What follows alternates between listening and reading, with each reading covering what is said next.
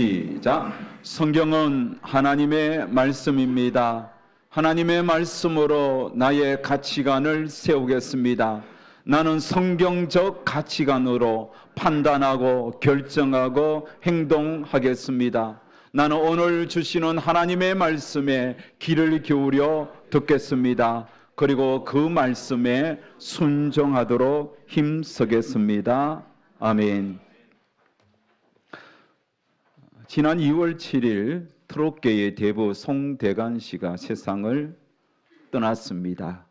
아직 충분히 더 사실 수 있는 78세의 나이로 세상을 떠나 그를 사랑하는 이들을 참 많이 안타깝게 했습니다. 그가 죽은 후에 그의 말년이 얼마나 힘들었는지 세상에 알려지게 되었습니다. 그는 500억 대의 재산을 가졌습니다. 용산에 30억이 넘는 단독주택에 살았습니다. 그런데 그의 인생이 왜 그렇게 말년에 망가졌을까요? 그것은 바로 그의 아내가 대천에 7만 평의 땅을 매입하면서부터입니다. 그의 아내는 그 땅을 매입하여 개발하여 되팔려고 하는 계획을 가지고 은행에서 많은 자금을 대출받아 그 사업을 진행했는데 그게 뜻대로 되지 않았습니다. 이자는 계속 불어나고 또 갚아야 할 돈과 이자가 원금과 이자가 많아지면서 그는 자신의 재산을 다 처분하고 월세에 살면서 갚아도 끝이 나지 않았습니다. 78세의 여러분, 그 노구의 몸을 이끌고 차 안에서 김밥을 먹으면서 하루에 4건 이상의 행사를 뛰어다녀도 죽을 때까지 빚을 다 갚지 못했습니다. 그러니 여러분, 그의 몸이 견딜 수가 있겠습니까? 암이 찾아오고 마지막에는 그렇게 심장마비로 세상을 떠났습니다. 작년에 제 후배 목사가 저에게 전화가 왔습니다. 조금 뜸들이더니 대뜸 저에게 목사님 돈 좀 빌려달라는 거예요. 얼마나 필요한데. 그런데 그가 저한테 빌려달라고 했던 액수는 제가 빌려줄 수 있는 액수가 아니었습니다. 2천만 원을 빌려달라는 거예요.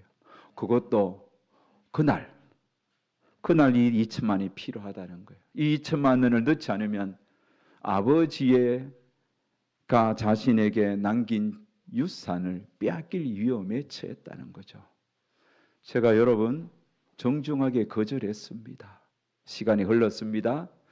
그를 아는 또 다른 후배 목사를 만나서 우연히 이 이야기를 꺼냈더니 자신에게도 똑같은 전화를 했다는 거예요. 그러면서 그 후배 목사님의 근황을 전해 주었습니다. 아버지가 작년인가 재작년인가 세상을 떠났습니다.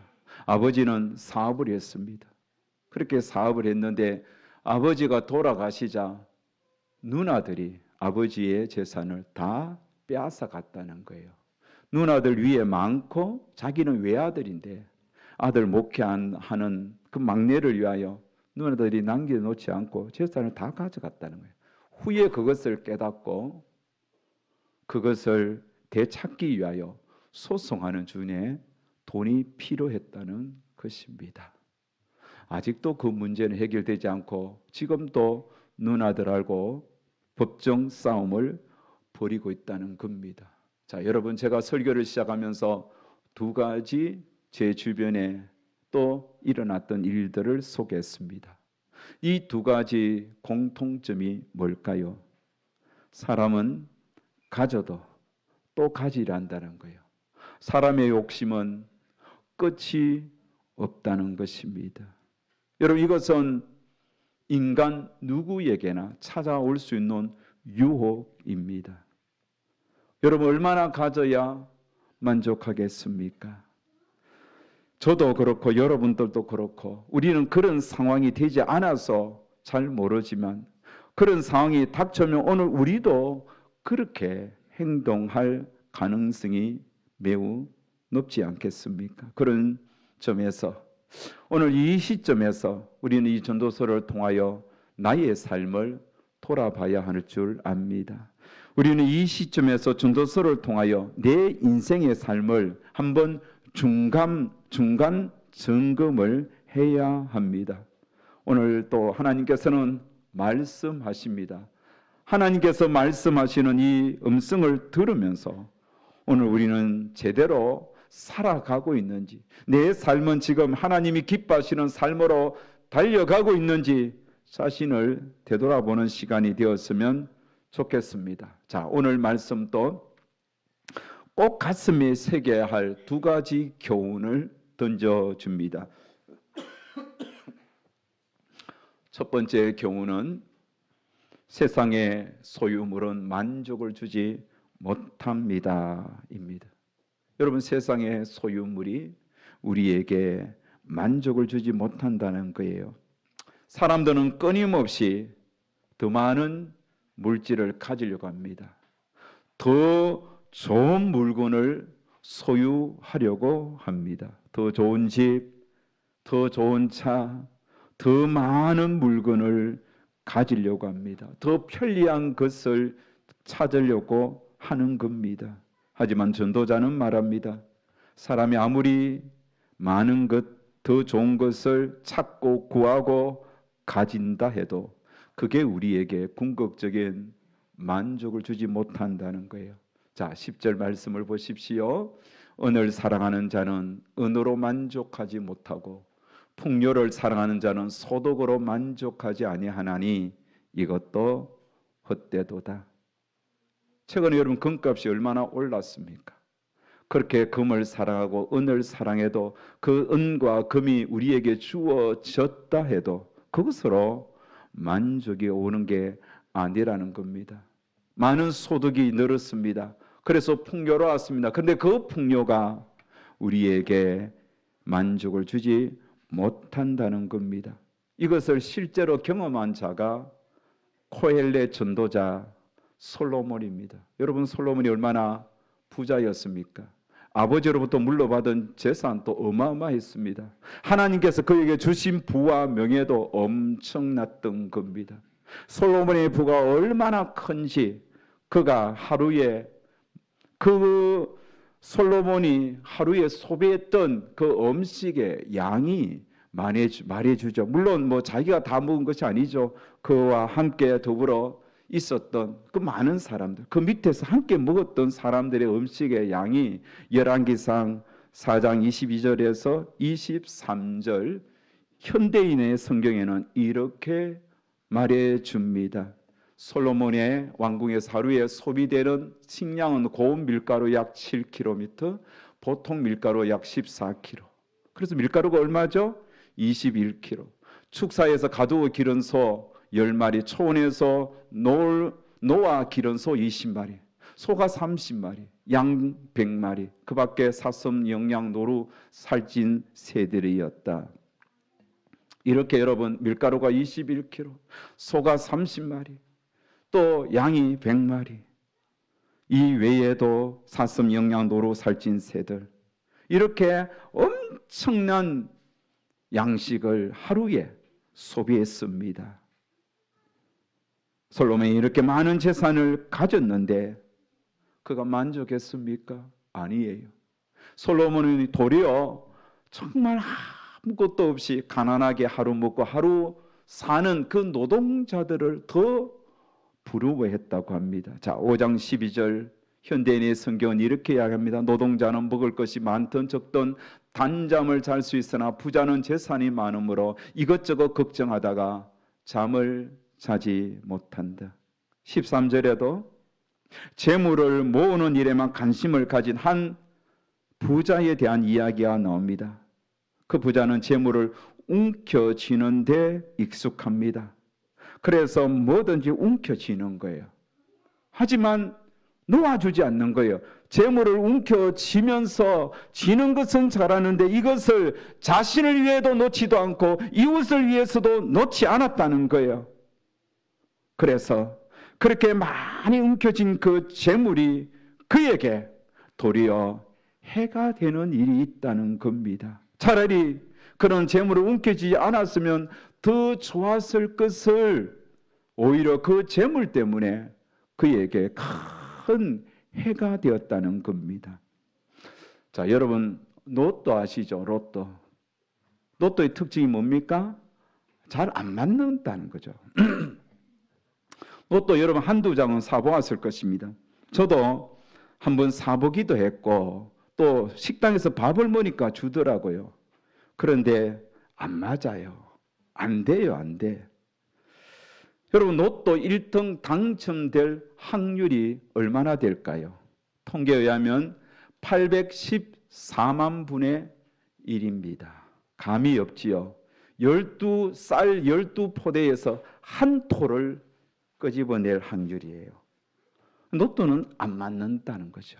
그런데 이런 어마어마한 확률임에도 불구하고 지금까지 53번의 1등을 배출한 로또의 명당이 있더라고요. 그게 어디냐? 가까워요. 노원구 상계동. 저 사진은 52번째인데 내가 다시 검색해 보니까 53번이 됐더라고. 또 찾아가는 일이 있을지 모르겠습니다. 자, 저곳에 가면 평일인데도 사람들로 북새통을 이룹니다. 30분 정도는 줄 서야 되는 거예요. 평일인데도. 노원구 상계동. 우리 배 집사님은 아실지는 모르겠습니다. 자, 저곳에 가면 지금 또 814만 분의 1 확률의 기대를 걸고 이렇게 로또를 사는 사람들이 있다는 겁니다. 그런데요, 여러분, 어떤 분이 조사를 했습니다. 우리 한국뿐만 아니라 영국, 미국 이렇게 복권이 있는 나라들에게 그 복권에 당첨된 자들을 조사했더니 무려 70%가 불행했다는 겁니다. 차라리 그것을 뽑히지 않았더라면, 당첨되지 않았더라면 라고 후회하는 자들이 많다는 거예요. 실제로 방송에도 나왔는데 2003년에 282억인가 당첨되었어요. 어마어마하잖아요. 그런데 그 사람은 5년 만에 다 탕진하고 절도하다고 감옥에 간 일화도 소개되기도 했습니다. 왜 이렇게 여러분 많은 돈을 당첨되어서 움켜쥐었는데 왜 불행했을까요?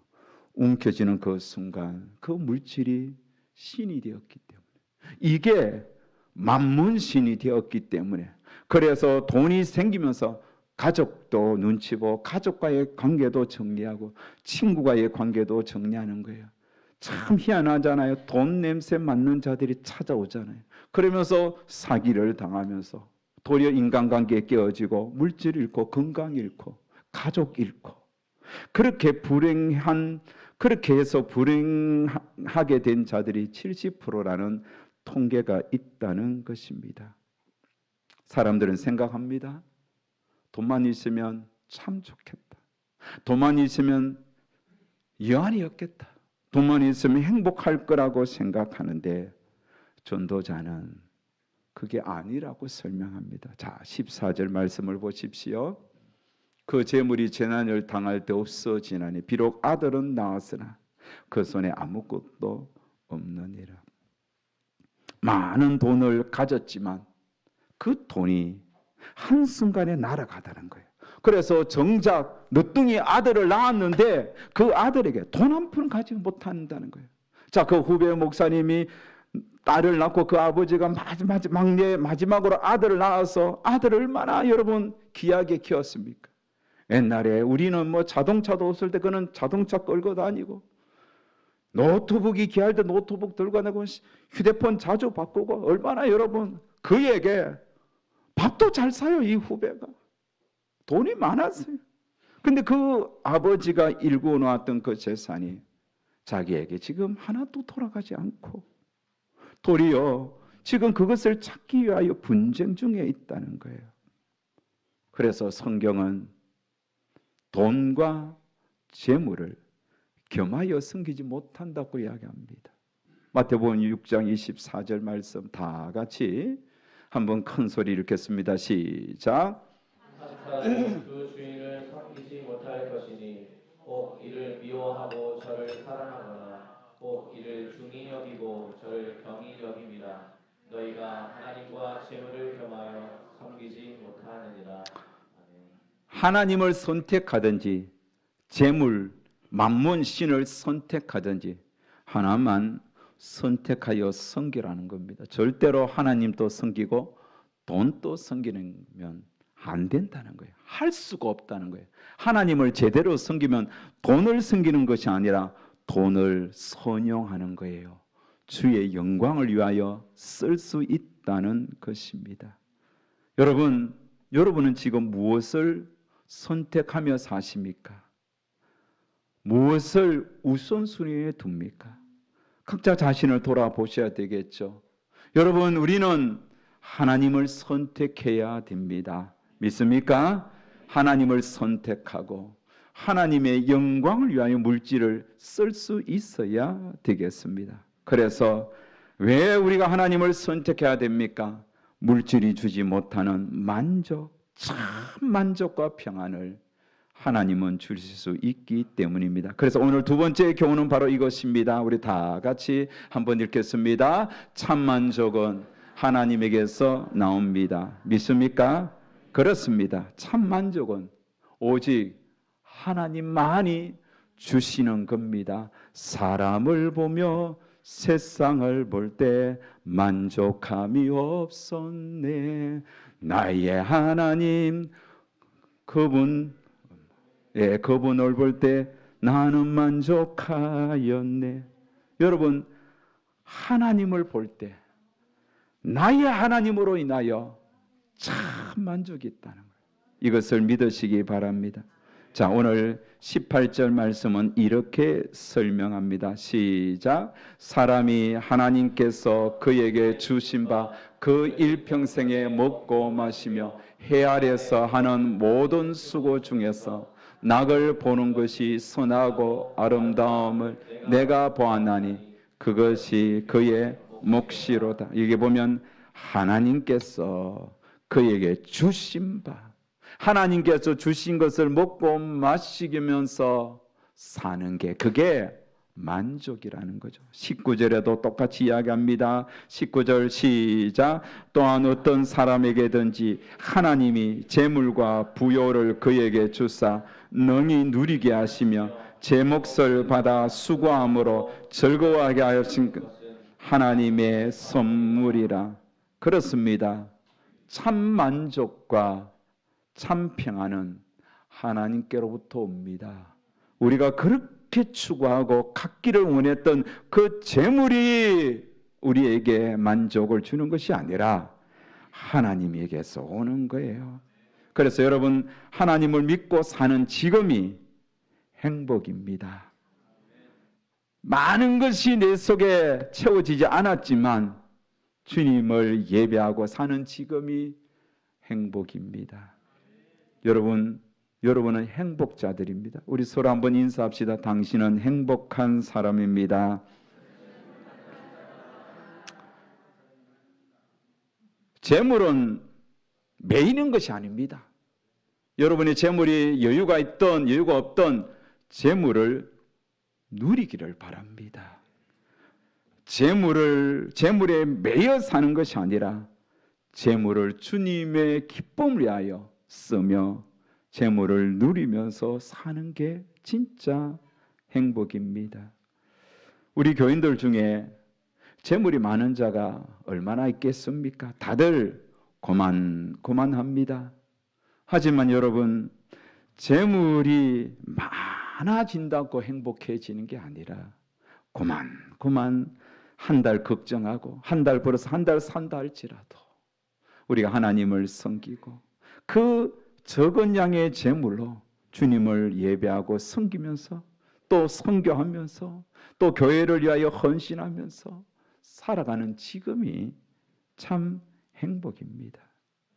예수님에게서 만족이 오는 거예요. 그래서 바울은 디모데전서에서 이렇게 말씀합니다. 디모데전서 6장 7절 8절 보면 우리가 세상에 아무것도 가지고 온 것이 없음에 또한 아무것도 가지고 가지 못하리니 우리가 먹을 것과 입을 것이 있은즉 족한 줄로 알 것이니라. 여러분, 오늘 굶고 오신 분이 있습니까? 다이어트 때문에 굶은 거 말고 없어서 아무도 없을 겁니다. 입을 것이 없어서 오늘 교회 모든 분이 있습니까? 없을 거예요. 우리는 입을 곳이 많아요. 그리고 또 먹을 것이 늘 채워지고 있습니다. 이게 다 아버지께서 온 겁니다. 우리는 어차피 빈손으로 왔다가 빈손으로 가는 공술의 공수고입니다. 그런데 지금 내가 입고 먹고 자고 하는 이 모든 것은 하나님 아버지께서 주신 것입니다. 그러기에 만족하십시오. 하나님을 의지하면서 사시면 지금 내가 가진 것 이 자체가 많든 적든 그게 문제가 아니에요. 내가 주 안에서 사는 지금이 행복인 것입니다. 성경에 보면 참 많은 기도문이 나오죠. 다윗의 기도는 시편에 엄청 많습니다. 또 솔로몬의 기도도 나오죠. 여호사밧의 정말 죽음 앞에서 처절하게 간구하는 기도, 이사야의 히스기야의 기도도 나오고요.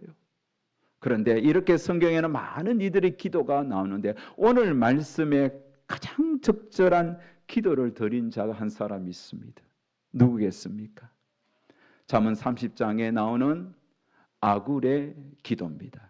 자, 잠언 30장 7절에서 9절 말씀은 우리 다 같이 한번 읽겠습니다. 내가 두 가지를 주께 구하여 사오니 내가 죽기 전에 내게 거절하지 마시옵소서. 곧 헛된 것과 거짓말을 내게서 멀리 하옵시며 나를 가난하게도 마옵시고 부하게도 마옵시고 오직 필요한 양식으로 나를 먹이시옵소서. 혹 내가 배불러서 하나님을 모른다. 여호와가 누구냐 할까 하오며 혹 내가 가난하여 도둑질하고 내 하나님의 이름을 욕되게 할까 두려워 함이니이다. 아멘. 아굴의 두려움은 하나님을 모른다 할까, 하나님을 떠나버릴까 봐. 그래서 너무 부해서 교만해서 하나님을 떠날까, 너무 가난해서 다른 사람의 것을 훔치면서 하나님을 아프게 할까, 그게 두려웠던 것입니다.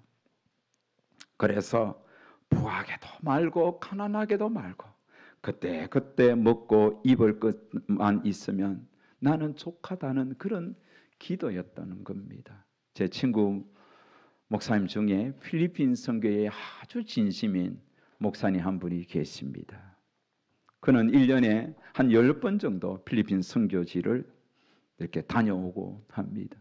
갈 때마다 자기 교인들뿐만 아니라 주변의 동료 교회 그런 선교팀을 꾸려서 가는데 오늘 밤에도 벌써 5번째 올해 가는 거예요. 제가 3번째 우리 하경이와 갔다 왔는데 이분이 한 분은 선교지에 교회를 세우는데 한 1,500에서 2,000 정도 돈이 필요해서 기도하고 있는데 어떤 자매가 전화가 왔다는 거예요. 그 자매는 옛날에 선교지에 한번 같이 간 적이 있다는 겁니다.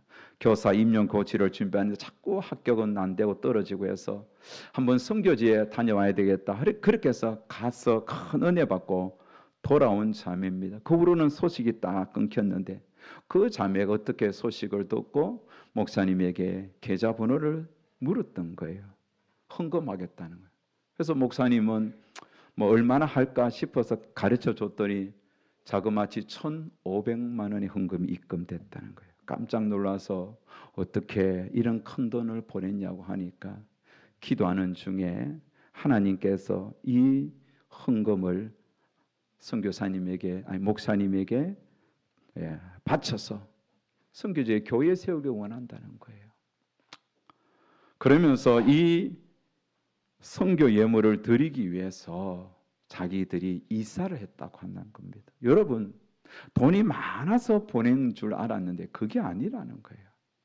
자기 집이 자기가 사는 아파트를 줄여서 더 작은 평수로 이사하고 거기에 남은 그 차액을 선교지 교회를 위하여 헌금했다. 이 이야기를 하는 거예요. 그 목사님이 이 이야기를 하면서 울더라고요. 이렇게 주님을 위하여 자기 가진 것 나누면서 그렇게 살아가는 이 귀한 분들이 있다고. 그래서 물어봤대요. 남편하고 상의한 일이냐? 남편하고 기도하면서 결정하고 이사한 후에 이 예물을 드리는 거라고 했다는 겁니다. 참 멋있습니다. 여러분, 물질은 옮겨질 때의 기쁨보다 베풀고 나눌 때의 기쁨이 훨씬 큽니다. 인생은 옮겨지는 게 만족이 오는 게 아니라 하나님께로부터 오는 거예요. 하나님을 잘 믿으면 가진 것이 없어도 만족하고 행복하다는 겁니다.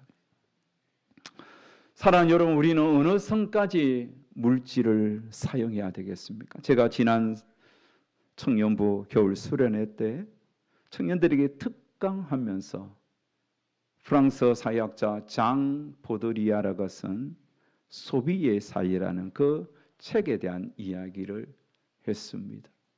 장 보드리아는 저 소비의 사회에서 물질을 쓰는데 사람들이 세 가지 패턴을 통하여 쓴다는 거예요. 첫 번째는 필요에 의하여 쓰는 거예요. 필요하면 물질을 써야 되죠.